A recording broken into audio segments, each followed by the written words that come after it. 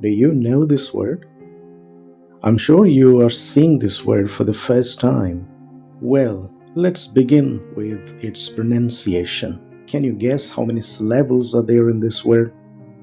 Yes, this word has two syllables, and the second syllables has the strong stress. So we can pronounce this word like BERSERK, BERSERK, BERSERK.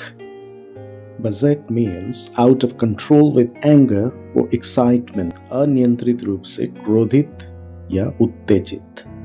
It is an adjective usually used after the verb go or be. This word was used originally in the early 19th century as a noun denoting an ancient Norse warrior who fought with wild or uncontrolled ferocity.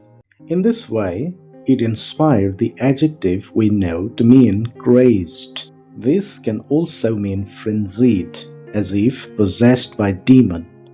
For example, berserk with grief. Now, can you guess the synonyms of berserk? Take a look. The synonyms are mad, crazy, insane, hysterical, frenzied, demented, maniacal, frantic, hyper, wild. Now it's time to see how we can use this word in English sentences. Take a look. She would go berserk if parted from him, her best friend. He then pulled out a knife and went berserk.